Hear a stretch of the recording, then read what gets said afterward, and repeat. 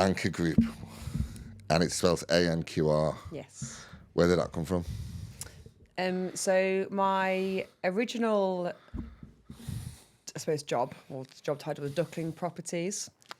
And it's all started from, I love the sea, even though I'm from Birmingham, so the furthest place from the sea, but I was from the Sea Scouts. And I was going to buy a boat, because I love sailing, and teach my mum how to sail and call it Mother Duckling. Pretty heavy already, I'm sorry about this, but my mum unfortunately passed away when I was 18. So I thought in her memory, I would have Duckling Properties.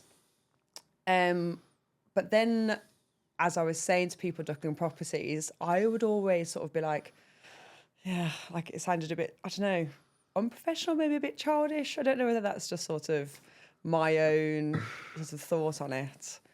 And so I was spitballing new ideas for more professional sort of job titles, like, you know, company names. And I still wanted it, like, you know, in memory of my mom. And then my husband actually said, Anchor, but why don't you spell it a bit more, you know, sort of quirky, and came up with ANQR. And so, yeah, it's still homage to my mother, and then obviously the C, but with a bit of difference of the spelling of it. I love it. I was fascinated with like big ideas, in the sense that people in opposition who run businesses and run different things and are generally quite ambitious people, all start with big ideas, which is always fascinating to me. And when it comes to like naming businesses, I'm always fascinated, because there's always like some like kind of deeper underlying purpose to it underneath it all. With the content, it wasn't quite like that. We were kind of just like scraping around for names, and we didn't really know what to call it. And Caroline, who was in our first content room, who kind of like introduced me to the property and like where we were at the premises, she was like, why don't you just call it the content room? And I was like, what do you mean? And she was like, well, it's a room and you do content in it. And that was kind of like the keep entire, it clean, keep it standard. And it kind of just stuck from that, because we were like the content hub, and we were looking on GoDaddy for like domain names and stuff like that, and like nothing was really working. And then content room came up, and I was like, yeah, the content room's cool. And then you go through the trademark process, and it's like 2 months of like shitting yourself, because you're gonna have to change all your branding and all your social media handles and all that kind of stuff if it doesn't come through. And then thankfully, and in that 2 months, there was a business called Lads Academy who dealt with like, I think it was like nutrition plans for lads with mental health problems and stuff like that. And it gave like ongoing support and all that kind of stuff. And it was called Lads Academy. It was they were doing like lots of cool stuff. And their trademark got pulled by Lads Bible, the Lad Bible, that social media business. And they got pulled, and they had to change the entire business structure and name. And I was like, I hope this doesn't happen as a concept with him. But it's good to know that you like there's like a deeper meaning to ANQR Group, because that is very cool. So for anyone who doesn't know, like, what do you specialise in and what do you do? Yes, so I work on the Wirral as a property investor. I've been doing it for about 16, 17 months now. So I specialise in 2 things. So I'll do house flips, so buy houses below market value, add obviously whatever needs to be done on top of it, so renovate it, and then hopefully obviously sell it at the market value it's for. Or I then also buy houses to rent, so still buy it sort of below market value, refurbish it if needs be, and then rent it out, because, you know, there needs to be a good housing stock out there for people to either buy or rent. I do this for myself, and then I do it for other people who want to invest in the Wirral, because I love the Wirral. I think it's an amazing place to live and work. So people who might necessarily not know much about property, so I can help them, guide them through where to buy, you know, what do they want, are they looking to build a portfolio, or they're looking to just diversify their investments, really, rather than just putting it in stocks and shares or stuff, you know. So it's just a slightly more effective or a better way to create income for myself, give a better housing stock to the people, and for other people if they want to diversify their savings. Win-win. Yeah. Was there a reason why you chose the Wirral? So I live half an hour from here. I just love the Wirral, obviously the sea, so even though I sail in Liverpool. Were you just one of them that like Moana, like drawn to the ocean, drawn to the sea? I wish I was as cool as Moana, in all fairness. But I don't know. I think it's a bit of an untouched yet a really nice place. It's got the amazing countryside. It's got, all around a beautiful coastline. New Brighton is fantastic. There's real quirky places to it. My in-laws live here as well. So that sort of gave me 8 years of history of the Wirral from coming up. And I do think your heart just sort of lies somewhere, doesn't it? 100%. And I couldn't agree more with what you said about it's like an untapped resource. Completely. In more ways than one. We were talking about this just before the podcast. 11,000 businesses. Now, I bang on about this all the time. Someone came, it was actually not our podcast, it was someone else's podcast that we were producing. And it was when we were in the old concept room. And I was sitting there and I was, recording this podcast, and they were talking about local elections, actually, like with council and this and that. And it just was a comment, and it was just a passing comment. And he said something along the lines of, well, there's no jobs on the Wirral, and there's no real opportunity on the Wirral. There's nothing here. And I didn't actually know, to be honest with you. I didn't know whether that was factual or not. But it kind of just stuck in my head for days and days and days. And I was like, that can't be right. It was like, I don't know for a fact, but it can't be right. So I went to like the chamber. I went to the council. I went through AI, done all this research. I'd done this when company's house, all these different things. And it turns out there's over 10,000 businesses on the Wirral. And I was like, well, where are they? Like, where are they all? Because like you say, there's loads of countryside, there's loads of,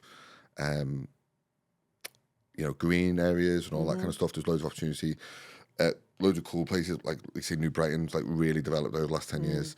West Kirby's always been amazing for tourism, even like Heswell Way. Yeah. And I'm like, where are these businesses?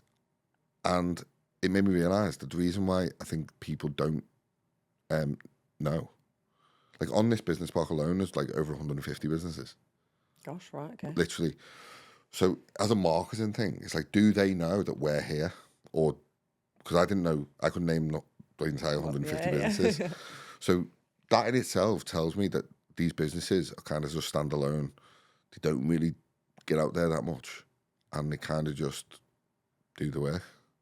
I think also sometimes, if you're comparing it to a big city as well, you sometimes get like the big city vibe of everybody wants their business to be really big, really known.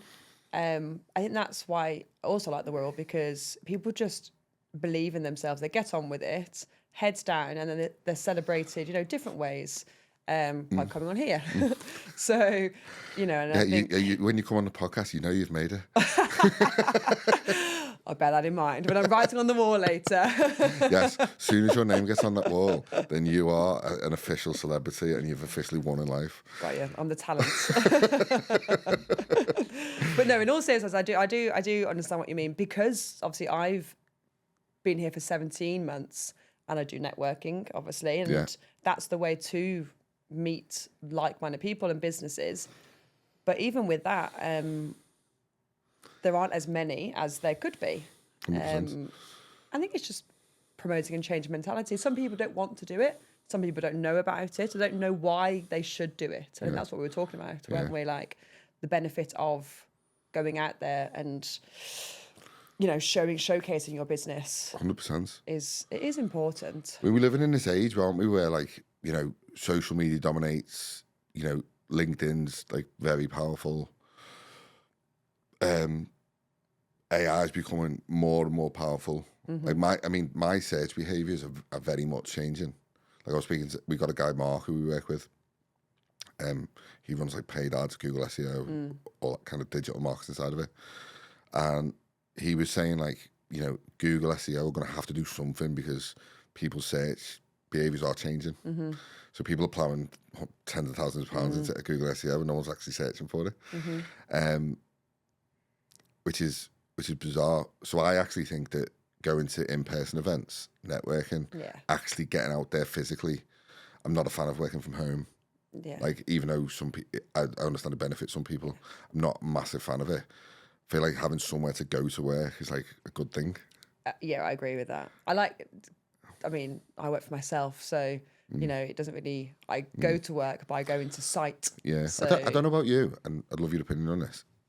For me, my home, and obviously someone in property, I feel like my home isn't like my safe space.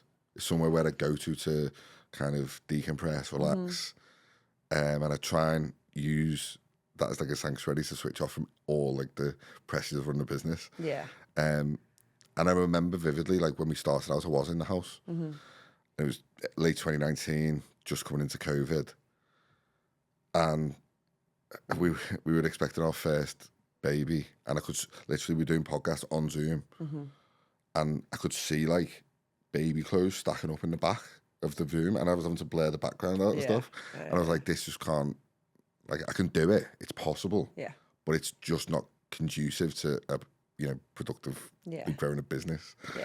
To caveat that though, I think, so the house I've just renovated, which is only down the road from here actually, it's nice I've rearranged the layout of it, and then given like an office space or a multifunctional room. So if you do want to work from home or you need to work from home, you can do, but it's not essential.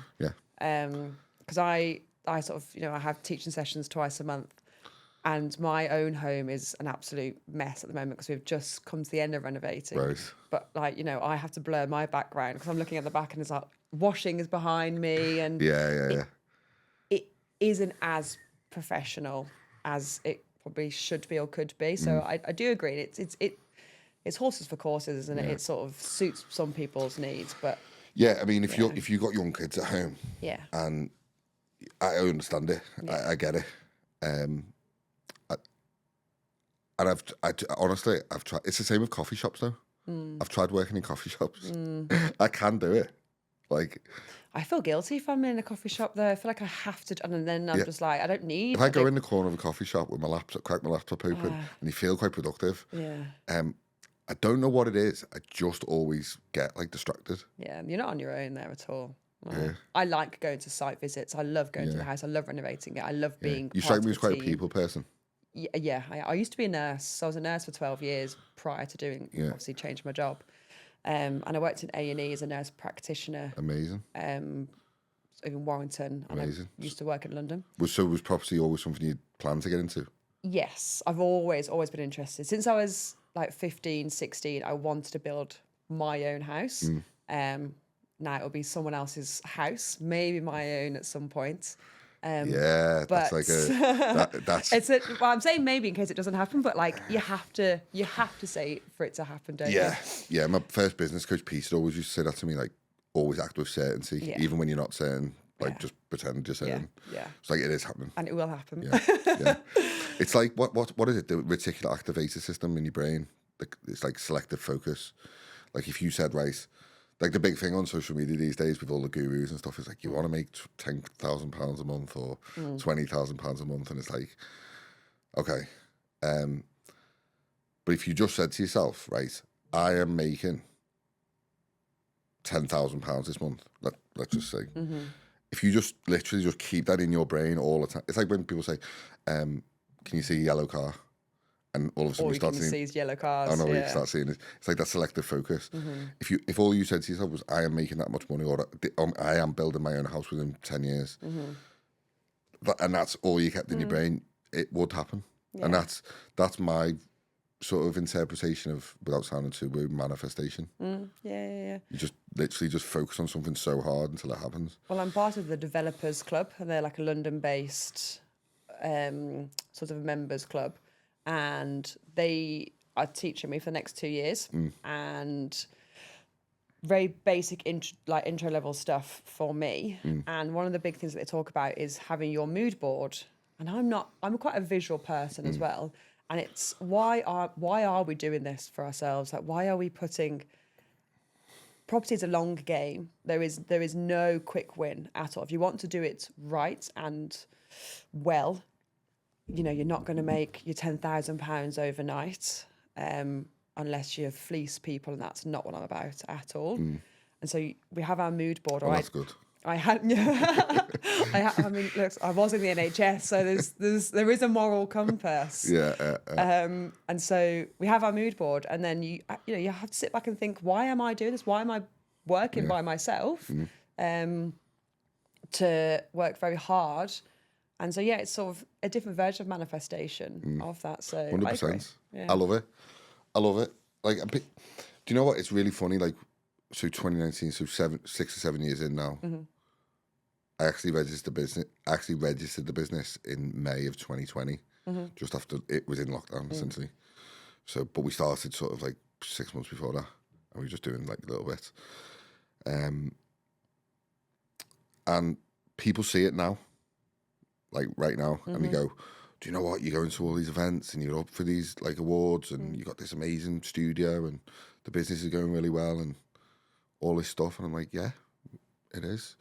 But what you don't see is like the sleepless nights and the worrying where your next client's coming from, and all your retainers fuck off. And,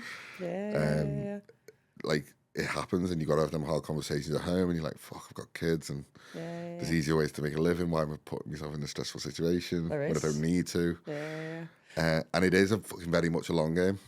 And you've, like, when you commit to it, I say to everyone starting out, and I give advice sometimes to people who are just starting out, and I say to them, look, if you want to do it, it's it's very rewarding, but it's like the duck thing, isn't it? It's like it's serene on the top of the water, and flapping like fucking underneath. And that's kind of like how I always approach it. It's like new levels, new devils. It's, you get to a level and you think it's going to be sweet, and if it gets to a point where it's nice and relaxed for a few weeks, don't expect it to stay like that, because something will come along and mess it up. I think it also depends, again, like, what do you want to get out of it? So people, when I left the NHS, a lot of my colleagues were like, oh, you're so brave, like, well done. And I thought people were going to be judging me for leaving the NHS, because it's a very cultural thing of you're there to help people, and, you are a certain type of person to be a nurse or to be a doctor or to be a porter or whatever you are, whatever cog you are within that sort of that NHS wheel. And so when I did leave, and everyone says, it's hard to run your own business, but I don't think the word hard defines it enough, really, because your world you have to become obsessive about it to make it work properly. And as soon as you've cracked that, it then becomes a little bit easier. And as long as you're not like wanting to, well, for me, I don't want to make, hundreds of millions of pounds, because that's too much work. I don't want that. I want a nicer life. Yeah, same. For me and for my family. As long as I can pay the bills and I'm happy with my job, for me, that's good. And I think, as you're saying, like, the devil is you crack one thing, but then maybe you then want to go and achieve more and more. And for me, it's like, where do you then enjoy? You need to enjoy what you've worked really hard for. Come back to that. Well, one thing I really want to touch on just before we move on is when you did leave the NHS, was that, well, firstly, was it a tough decision? And two, did you, quote unquote, burn the boats, where it was like, right, I'm going all in on this thing and I'm going to leave this other thing that's a bit more stable.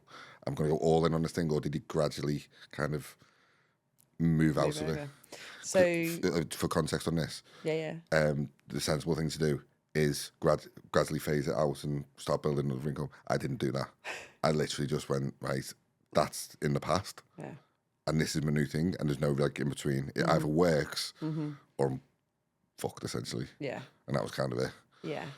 Which can work, because you then sink or swim, don't you? And I think entrepreneurs, you're literally trying to swim upstream, upstream with an anchor tied to you. Good plug there, ANQR Group. Yeah. Yeah. You've been Darren Brown. I'm totally fucking hypnotized right now. But to answer the question, I got a mentor. Amazing. So obviously I went to university to get my degree. So why wouldn't I do that for this as well? Because I want to be taught how to mitigate my mistakes, mitigate risks, do it properly. Love it. So December 24, 25, can't remember. I, like again, lots of content out there. I found this mentor. He seemed really nice, and luckily he was, cool. He taught me really well. And so January, February, I was on the slopes skiing in Teen. Nice. And I'd seen an auction property in Wallasey. Went to go and visit, done all my sort of due diligence. This was whilst I'm still working as a nurse. And I bought that whilst I was skiing. So I set my alarm at 12:30, said to my husband, I was like, right, the auction finishes at whatever time. I need to be there at the end of the auction.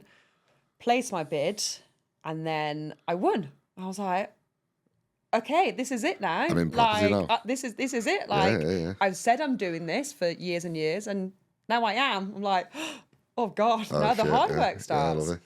So that took a couple of months to go through all the litigations and stuff. And whilst being a nurse on my days off, so I worked 13-hour shifts, so I didn't work every day. So like my days off, I would then go to the house and renovate it. So I did it all majority myself with my father-in-law.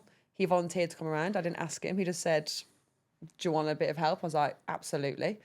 So I slowly transitioned away from the NHS with this first flip that I did. And I was like, right, okay, I understand how much things sort of cost. And I have a better understanding of, how long things take. And so the 4th of July, I handed my notice in. So that was, my house was on the market then, I think. So I hadn't made the profit, but I thought, I actually really like this. Yeah. And I can do this. I understand enough now. My mentors taught me for 6 months. I've done networking, and I slowly transitioned over. I love it. And I wouldn't look back now at all. Amazing. I love stories like that, because how many people must be on the fence, or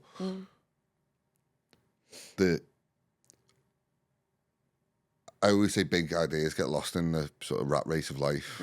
Yeah. So I tell the story all the time, I won't go into it, but Jerry McGuire is one of my favourite films. Long story short, he writes his mission statements, and I always say I had this like Jerry Maguire moments. I'll tell you the story off camera because I talk about it all the time. But everyone who watches the podcast, it's like the same story every time. Again. Yeah. So when we had our first kid, our second kid, Harry, our first kid, was an amazing sleeper. He was just a dream, and I was really on because it was COVID, it was lockdown, everything was quite regimented. Yeah. All the days were kind of the same. I could structure my life really well. So in that sense, COVID was actually a bit of a blessing to get the business kind of off the ground, because I knew exactly what I was doing every day. With our second kid, Charlie, completely different. It was chaos every day. You got another kid that you could look after. Yeah. He wasn't a great sleeper, still isn't. He's 18 months old now. And around Christmas of 2024, he was a couple of months old and he wasn't sleeping. So I just had this Jerry Maguire moment where I cracked open my laptop, brain dumped everything into this Google Doc, everything about my business, everything about where I wanted to get to. And one thing I took from it was what is the common denominator between all the successful people that we work with or we have worked with, and what hasn't worked, and be really brutally honest about it. And Leon McCowan, some sales guy, said to me, feedback should sting a little bit, otherwise it's just a platitude essentially. And so I was really brutally honest with myself. It's what is not working, and it was always comes down to big ideas. It was the bigger the idea, the bigger the action of on the idea usually worked. I was watching stuff like Dragon's Den and stuff like that, and people would go on and pitch ideas and do different things. And I was like, what was the big reason why some things do really take off and some things don't? And it was always like, you know, they didn't want to financially take the risk, or the partner might have been a bit like skeptical about it, or they liked the security, or they might have already been making a good salary, but it just wasn't passionate about it, or they wanted to do this other thing. So when people do take the plunge and do make it work, like you have, I always like massively respect it, because I understand like the level of like risk and challenge and work involved in it. And I don't think that people see actually the fucking depth of work that goes into this kind of stuff. And I think that's why I sort of said, you know, it is hard to do this. The amount of like deals that you look at behind the scenes, and because obviously you're saying social media is a great way to look at things, but you imagine if you posted content about your whole day, like the deals that you analyse, the estate agents that I ring, like the people that, or the courses that I do. And they are long. They're actually sometimes longer days. They have been longer days than I was as a nurse, and they're actually lonelier, like far lonelier. Yeah. I say this to my friend. I was fixing a gutter on a roof, so I don't want to be doing any more manual like painting and stuff. Like that was one of my things, my goals, to not do that, because I want to work on the business rather than in the business. So how do I get myself to that position? And it was about to pour it down with rain. My father-in-law was stood at the bottom of the ladders with me. I was trying to put this new guttering on, and I was just like, I've done 12 years and a master's as a nurse, and now I've given up that amazing life, hard life, to come and put a gutter up. And I was like, Fiona, what have you done? And then I realised I am far happier what I am doing now. So I think it's sort of the same, isn't it? I always think that like you don't mind doing the shitty jobs if you're doing it on your own terms. Yeah, exactly. Yeah. I've chosen to do this to myself. Yeah. It's like that. Yeah. It's like picking your poison sort of thing. Yeah. And like social media is great for like top of the funnel awareness stuff. Yeah. And you see this stuff, like I said, like, you know, people say to me all the time, like, you're smashing it, like, you're doing really well in business. And 7 years of fucking sleepless nights and hard work. And, like, most people do jack it and do leave and go live an easier life. What's the saying? I think it's, if you've got your business to 10 years plus, then you are going to be there for longevity. Yeah. If you don't make it to 10 years, then, you know. Well, there's this thing with podcasts where, like, you'll see, like, I've analysed hundreds of podcasts, all the successful ones, or, like, the moderately successful ones, the, like, unsuccessful ones. And there's a stat I always say, which is if you get to 21 podcasts or roughly 3,000 downloads, roughly, it's one or the other, like, pretty much the same. Yeah. You're in the top 1% of podcasts in the world. Wow. Now that to me sounds like quite a moderately small amount of work to get to a top 1% of anything. Yeah. But with that, like, why do most people jack it in before 20 episodes? And it's because it's an absolute ball ache. Yeah. It's like, you know, you got to speak to people, you got to organise people, you got to get people to turn up, you've got to edit the videos, you got to post it. It's hard. And so I studied a load of podcasts, and like when you look at the graphs of growth over the course of like say 5 years or 10 years, literally the graphs are like really sort of low level, and literally after like 4 years they'll spike a little bit, and then it'll low level, and then they'll spike a little bit, and then all of a sudden they'll go boom. And I was looking at Mr. Beast, who's like the biggest YouTuber in the world. Everyone knows Mr. Beast, well, kind of. But he's got hundreds of millions of followers. I think Amazon tried to buy his YouTube channel for like £1 billion or something like that. So huge business. And I think he posted 1,000 videos before he got successful. Yeah. Before anyone knew. Yeah. That is bonkers to me. But it's trust, it's belief in yourself, isn't it? It's belief that you know the end goal, you know what you want to do. Exactly. 100%. As long as the content is... You know, we're in our 30s, right? Yeah. And, you know... Shh, don't tell people. I'm not going grey. I am. No, I am going grey. Happily. I'm 40 this year. I'm 40 in November. Congrats. I'm 35 in December. I've made it. I've officially made it now. I'm 40. So what did it...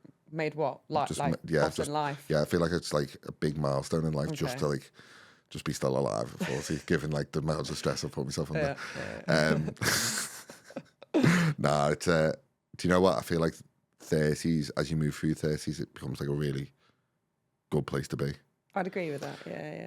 And do you know what? It's digressing a little bit. I read this thing online that was like 37 is like the age where people have like midlife crises, but especially men. And I've got to say, like, I'm not going to be disingenuous and say like I've ever struggled, because I haven't. Like, I don't really get mental health problems, or I don't feel that stuff too much. So I can't really speak on it that much. Not to say you don't have ups and downs and stuff, but you know, generally I wouldn't like to say I've been that. But apparently at 37, I'm 39 now, you look at it and go, like, what's this midlife crisis thing? And it's definitely like a point in your 30s, I think, where you look at your life and go, I'm still quite young. I've still got loads of energy. I've got loads of, you know, ambition. I want to achieve loads of stuff. I want to get out there. I can, you know, I'm still going to the gym, training hard, all that kind of stuff. But I'm not young enough to do all the stuff I was doing. And it's definitely this like realization of like your own mortality almost. And it's like, you know, like, and a question of, again, without sounding too woo, of like, I'm not that person anymore, especially when you become a parent and you're like, I'm not that person anymore. The person who's going out partying all the time in your 20s. No, I'm not that person anymore. So the question then is, it's like if I'm not that person anymore, who the fuck am I? And you've got to kind of make a choice to go, right, I'm going to be this person now. And when you have kids, you're like faced with that realization because you have to. And some people go, do you know what, I'm going to stick in my 20s. And that's when you see all these like 50-year-olds going to festivals and stuff. Yeah. I actually do also quite like that. There's a DJ, I can't remember, DJ Porcelanosa, I think her name is. And I actually don't think there's any right or wrong answer to it. No, there isn't. I don't actually think there is. And like, there's no judgments. Yeah. For me, it was like, I need to focus my energy into this. Because if my energy goes anywhere else, it's not going to be successful. Yeah. Because you want to make it successful. It's the same as me, though. I want to make my property business on the Wirral successful. Yeah.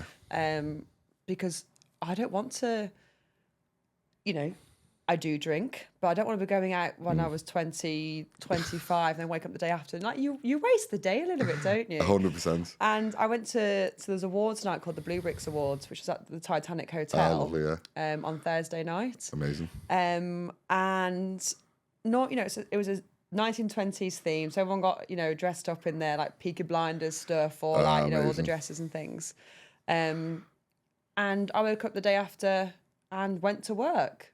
So whereas if I was 20, you know, early 20s, I wouldn't have necessarily woken up the day after and gone to work. It's because I want to do well in my business. I enjoy what I do.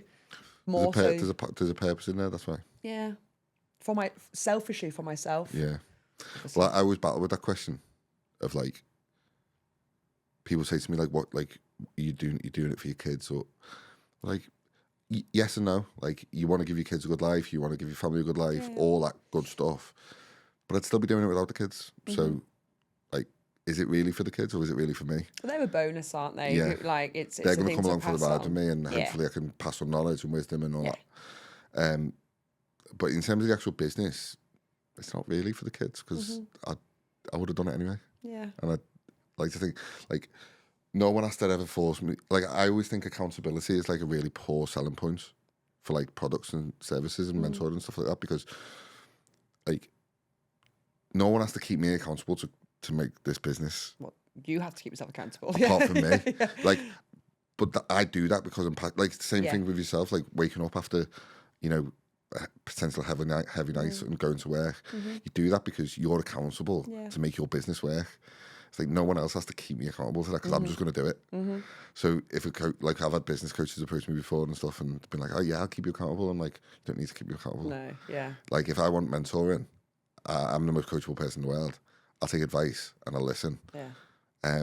But I want you to fill in my blind spots. Where am I going wrong? Tell me what I'm doing wrong. Give me that little bit of harsh feedback. I'm a big boy, I can take it. You know, I'm not going to get me back up. And but accountability-wise, I don't know. Like, I mean, I think it's just no one has to tell me to come. Yeah, but then that just shows that you like it. It's the same as me. Like, you know, my friends and family were just like, oh, you can have the day off because it's sunny. Did you have any naysayers along the way? Did I have any any naysayers? Naysayers, what does that mean? Like non-believers. people who doubted you. Yeah. No, I think because they know me, so they know that I'm. But me and you are like don't know each other that well, but getting to know each other a bit better. You strike me as a very ambitious person.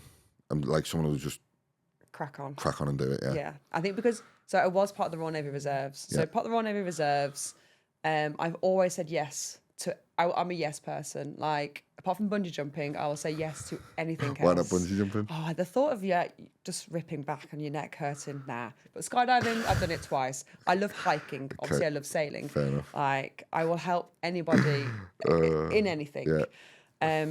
And so I think I don't. No one didn't believe me.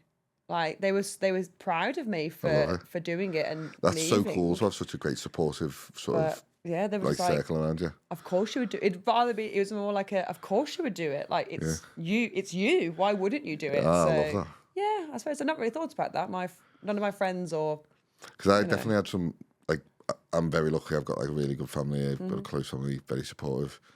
But even like my mum at some points was like, "Are you sure you just don't want to get a normal job?" Yeah. Like, because she's seen.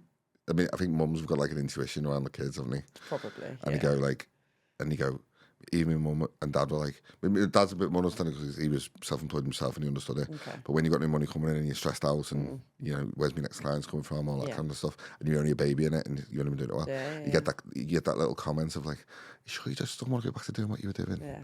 You had a really good income there, and it was really good. And I'm like, no. Yeah, no a few of my back friends now. have said, keep your NMC, like my It's understandable though, because there's easier ways to make a living, like than what we do. Like, it's very interesting. And then one thing you said that was like picked up on as well afterwards.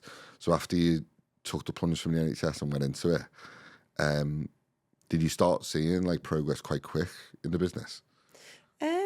So I had an objective to try and do 3 properties within the year. Love it. And I achieved that.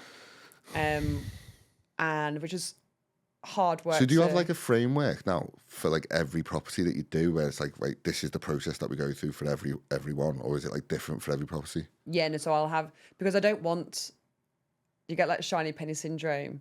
And so I will stick to what I know, where I know, hence the Wirral. And I will keep that framework. Obviously, you have slightly different nuances for what's happening in the macroeconomics, so you have to be slightly adaptable. But the foundations of what I do are the same.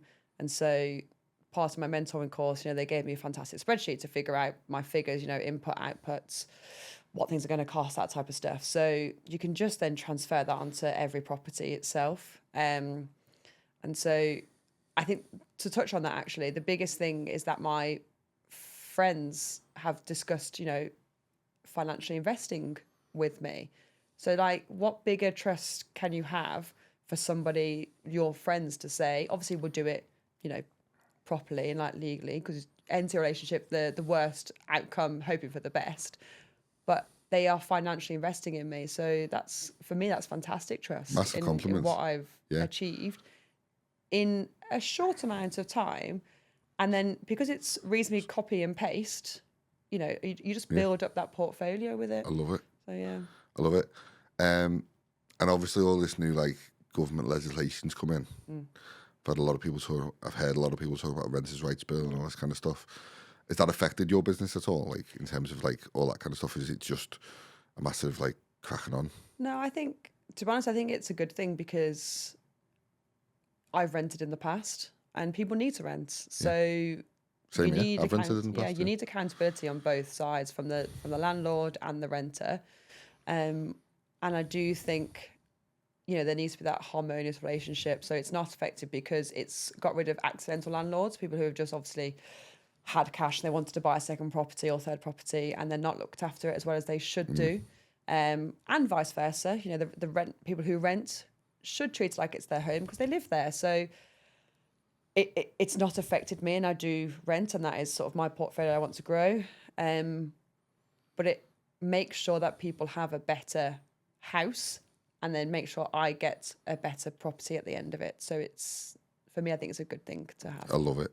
I think that's like potentially the first person who's been quite positive about them rules and regulations that I've spoken to. I'm quite a positive person. Yeah. So you need Glass half full. Yeah, glass half full. Yeah. Yeah. And hypnotising. Darren Brown. So that's cool. That's cool. So networking, hard hats and heels. Yeah. Tell me a little bit about that. So Hard Hats to Heels, it's been gone for 2 years now. The founder is Hayley Andrews, an amazing lady within property. Her flagship was in Birmingham, but she's been in property for over 20 years. And she realised that there was a niche within the market that women were under seen, really. So she wanted to create a networking for ladies within property and business. And I saw this last year, it was sort of July, August last year, and I thought, I can't do that. Like, I've only just started out. But then I thought, well, why not? It seems to me like networking or hosting or owning a networking group is a big commitment in itself. It's bigger than I thought it was going to be, in all fairness. But we learn these things, don't we? Yeah. And so I had an interview with her, and then we launched in Chester. Love it. So we Porcelanosa at Chester Porcelanosa on Sealand Road. Nice. They give us their venue space, which is gorgeous, and it happens once a month. And I try and get local speakers, a bit like you. So I'm trying to work within the community that I've got. So anyone wants in property, or if you're a tradespeople, I'm really there for female tradespeople as well. But yeah, local people within property within Chester, North Wales, the Wirral. I want to empower and embrace that local community. So we had our third event last week, and then in June we've got a mixer event, so male and female. Love it. And I've got a fantastic panel, so real diversity within sort of the time served and what people are doing. So it's Brilliant. a great place to network, great place to learn. Yeah. Yeah. Are you finding that these kind of roles, property, construction, trades, are becoming more accessible for women? I'm obviously coming at it within the last 2 years, and I think because it's in my wheelhouse, I would say yes. But then I'm reaching out to women within the trades, and there are still far and few, not many at all. And they were talking to me about their history and saying they were the only female when they were doing their apprenticeship, and there's not that many still there. And maybe that's okay. Maybe some people don't have to do it, but this is where I've always kind of, because when I've thought about employing people, video editors, content creators, it's always been a diverse mix of people. It's never been like an all male or all female. It's always been mixed, and even PTing to a certain extent, it was always mixed. It was never heavily male, heavily female. Yeah. So within my working experience, I've never actually seen it. Okay. As in it's all male or it's all female. So I went down a bit of a rabbit hole. And it was there was this study done, I think it was in Scandinavia, Finland or Sweden or somewhere. And they basically give a couple of thousand people a choice to do whatever they wanted to do. Wow, okay. They said your opportunity is open. You basically got a guaranteed role in any job you want, and it's up to you to pick. It was something 80% of them. It was 80% plus of the men chose STEM jobs: science, tech, engineering, maths, and something 80+% of the women chose health, social, more caring, nurturing jobs. So I think you're right what you say. I think it's just a choice. So, and I remember being in a networking group a while ago, and it was heavily male.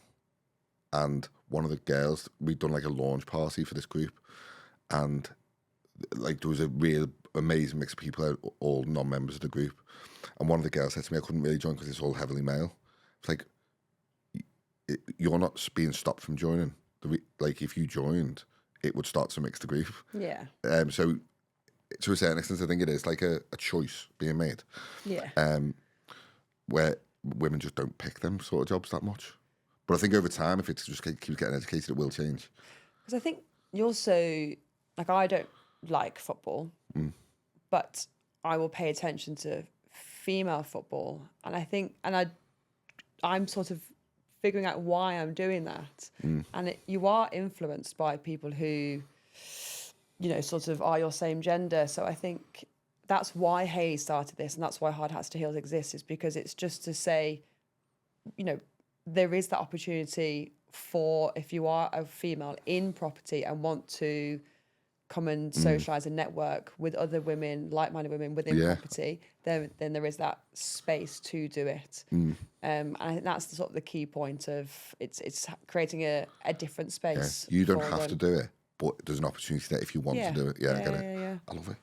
I love it. I'm being educated. But it's also great. I love it. Like, it's, you know, the two tradespeople, they didn't know what they were going to walk into. So I've been messaging her over Instagram saying, I think this would be great for you. Get your name out there, you know, sort of X, Y, and Z. And they were like, oh, I thought it was going to be really corporate. But we had two speakers. One's from Birkenhead, actually. Really? And the other one is from down south. And she was like, this is the most uncorporate, but really laid back, really nice networking that I've sort of been to. And she got work from it. I'm sure there was this girl on Instagram, like, who grew a following, and she was like a female spark. She was like a female electrician, and she started posting content around being a spark. Yeah. And just being on the job, and she would like film her jobs and stuff. And I'm sure she grew her accounts like a really high amount, like a big audience. Yeah. So I think there's like a definite like quirky opportunity there for people, defo. Yeah. But it's the same with like you see all these campaigns like do you remember years ago when news agents had to start putting cigarettes behind the walls and stuff, and then there was like big like sort of signs on it. Yeah. You don't really see it at the time, but less people are smoking now. Yeah. Less people are going to pubs now. Yeah. Less people, more people are taking up stuff like paddle. Paddle queen here. I went to paddle yesterday. Yeah. How do you find paddle? It was the sweatiest day to network ever. Really? Why I thought so. It's not really a paddle group. It's a networking. It was networking. Yeah. I did. You know, I got. I've got another speaker coming to. He's from Manchester Oldham. He's doing really, really good. And I've asked him to come and speak at Hard Hats to Heels. Do you know what I mean? Like, leverage your community. 100%. Absolutely. And he was, you know, he only spoke about 15 minutes, and he was stood there with his towel because we were all dripping because it was, like 30 degrees yesterday. Yeah. And then we did about an hour and a half of paddle. It was really nice. But I've only played paddle 3 times. I'd go back. I actually really enjoyed it because I'm a sporty person, so it sort of leaned into what I liked. What sports have you done in the past? So I used to be in Sea Scouts. So like, you know, rowing, sailing, kayaking. I used to do whitewater kayaking, rock climbing, running, hiking, mountaineering. Love it. Yeah. Anything outdoorsy. Love it. I was a footy player for a long time, and now do a bit of jiu-jitsu. I don't know how much longevity I've got in that because it like literally breaks your body. Yeah. My friends do it, and I'm just like, he's injured his shoulder, and he's my age, so I feel you. Saying that, there is again, it's community, isn't it? Like people are striving for community. I'd agree with that. Yeah. So like, even as a business owner, like, you know, creating communities is, you know, a massive opportunity because you know.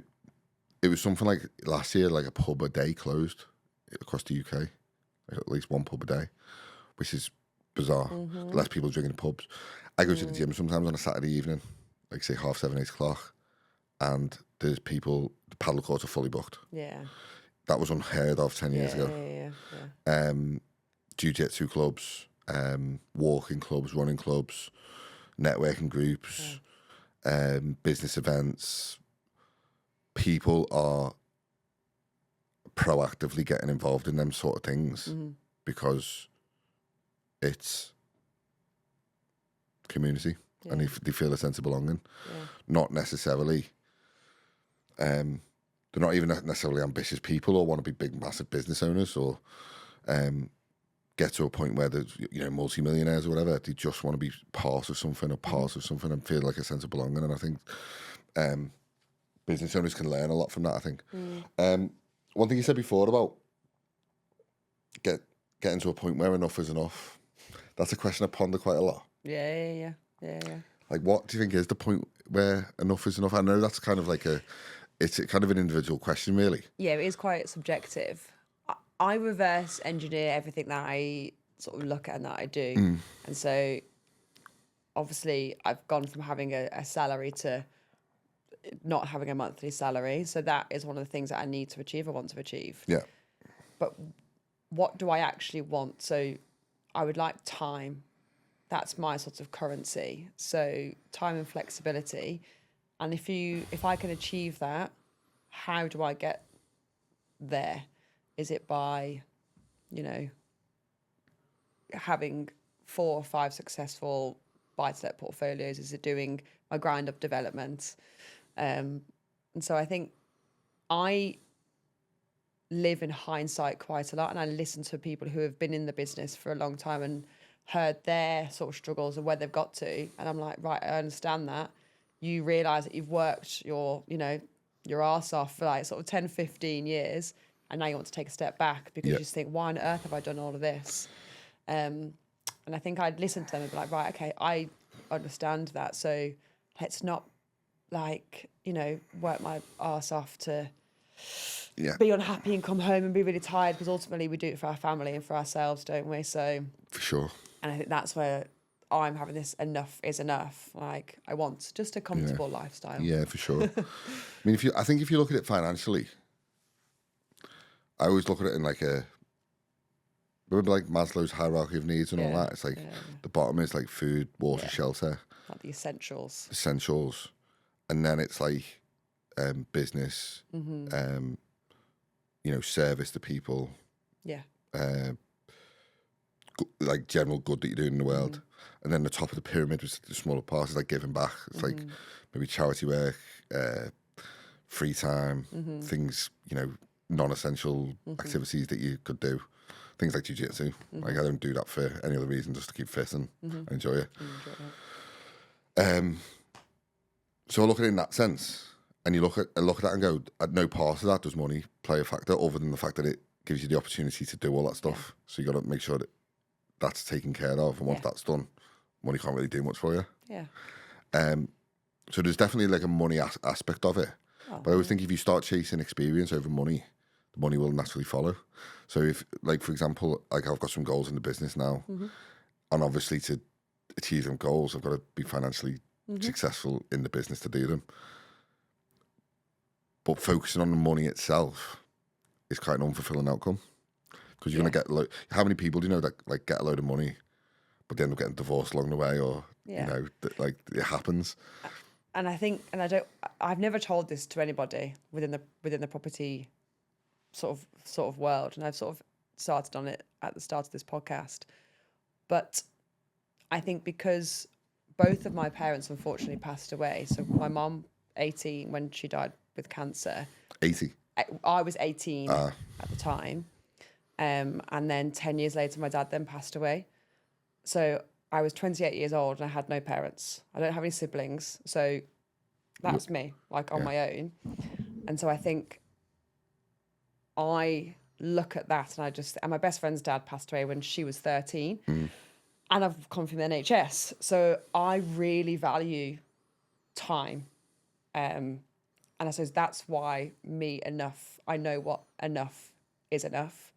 You have to make money to function in life, but you also, as you say, you want to do your jiu-jitsu, you want to do that type of stuff. So yeah, I have no intention of dying of stress at 50. Yeah. I have no intention of dropping dead of a heart attack because my blood pressure's too high, because work's on top. Yeah.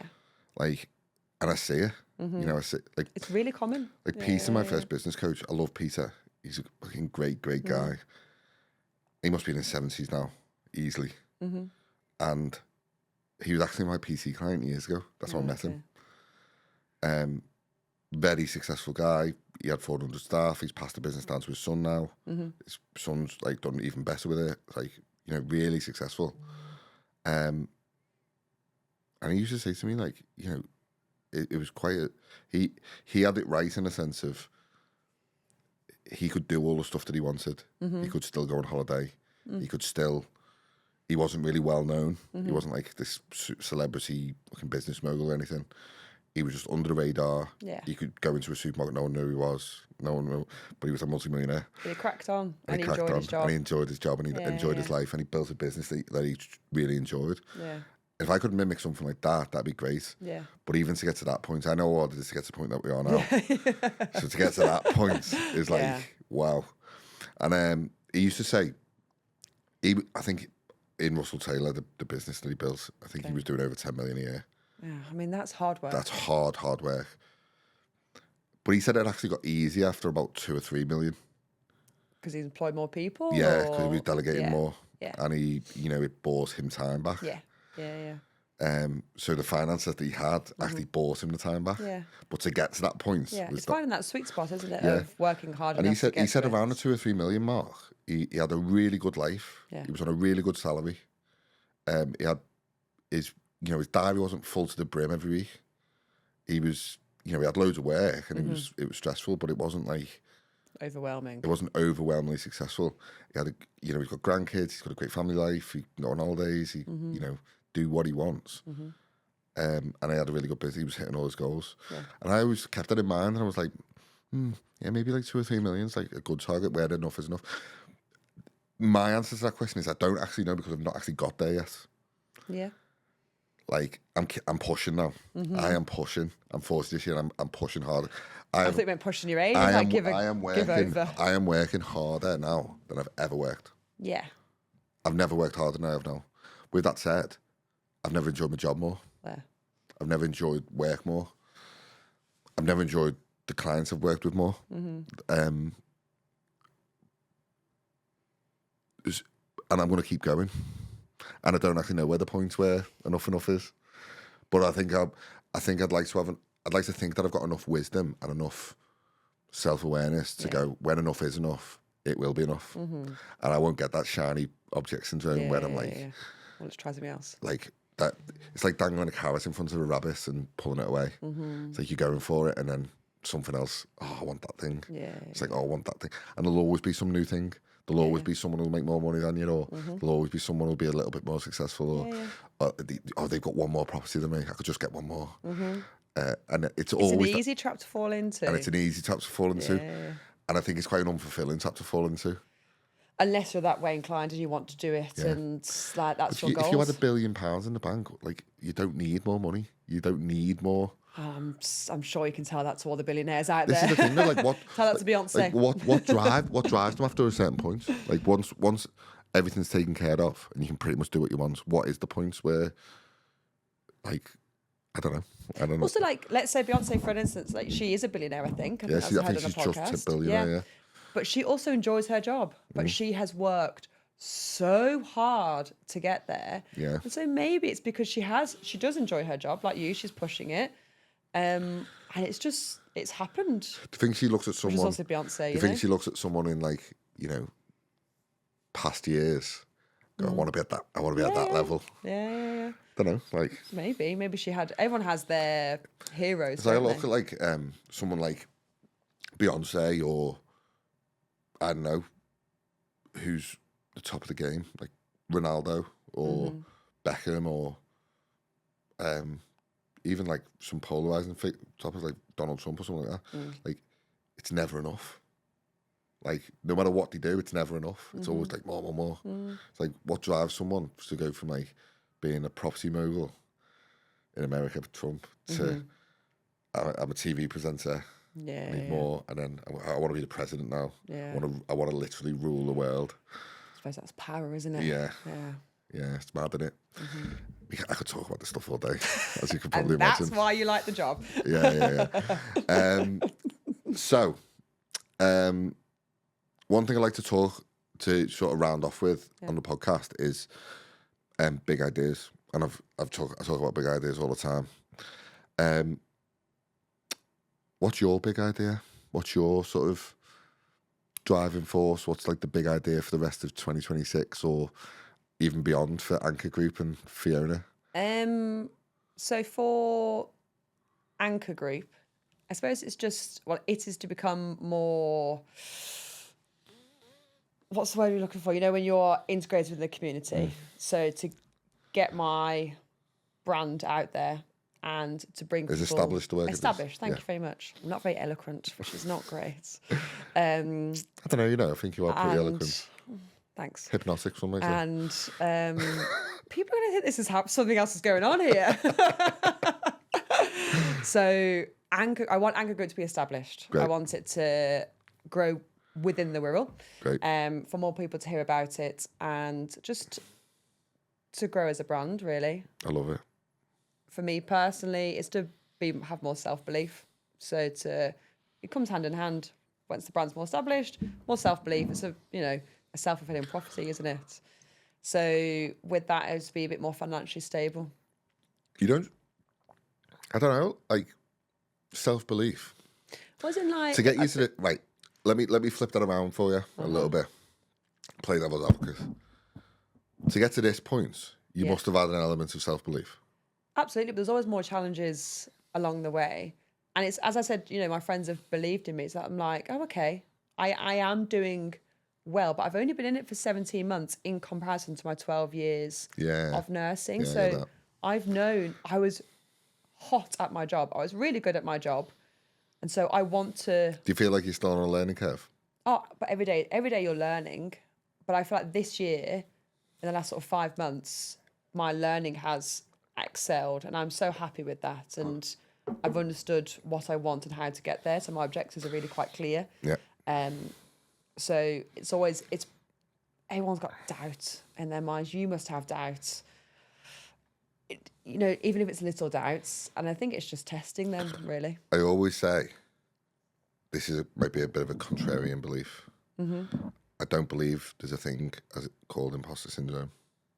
I just don't believe in it. Because it's a skill gap.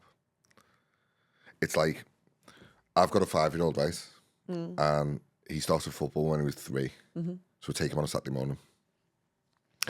And when they're young, they go into the football. It's like bees around a honey pot.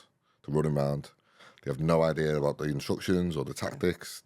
It's just all about having fun, chasing the ball, you know, laughing with the mates, making mistakes, not caring. They'll fall over, get up, run around. That's it. Mm-hmm. They're not scared about being judged at all. The parents are on the side, maybe taking pictures, all that. Well, yeah, being 3 is great, isn't it? Yeah. Mm-hmm. But everything's centered around just having fun. Yeah. Now, over the course of time, he's 5 now. Yeah. They start to learn a bit of dribbling, a bit of skills, a bit of, you know, keeping the ball, scoring a goal, like all that kind of stuff, making a tackle, all that. But it's still really about having fun. At no point have they ever said, like, you know, I'm lacking a bit of self-belief here because we dribbling's a bit. You know, at no point has he ever said that. They would know that. No. Well, I don't know. And then as you get a bit older, move through school and go out of school, we start to get these like life pressures put on us where we go, actually, you know, if I make a mistake on this thing, people are going to judge us or... You know, or like I'm not living up to my own expectations of like where I think I can be, or I might fall short of this goal. Like there's no guarantee that this will be successful. So within that, there's like a lot of learning you need to do. Exactly, and that's what I have. This year's been really great. So for that. I always say that the barrier to entry to any new thing is being a bit shit at the start.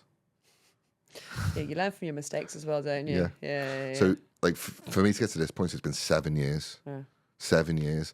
At so many points, I've been like, what the hell am I doing? Mm-hmm. Which some people say is imposter syndrome. I'm in rooms with people and I'm like, how am I in a room with you? Mm-hmm. This is like insane. Like even Peter, my first business coach we talked about today, like he used to put events on and the people in the room were like, it was like tens of millions of pounds in the room. Yeah. And I'm there with me, you know, 250 quid a month subscription business. It's like, what the hell is going on? Yeah. But you're also in the right room, though. Yeah. Like, I'd rather be the small fish in the big pond rather than the big fish in the small pond. 100%. And that's why I joined the Developers Club, because I am most definitely the small fish in the big pond. What I realised was in that situation was the only thing I needed to do was learn more. That was the only. Like, it's like no one looked at me going, "You're out of place." Yeah. It was just me thinking that. Yeah. And some people think that's imposter syndrome or a self-belief thing.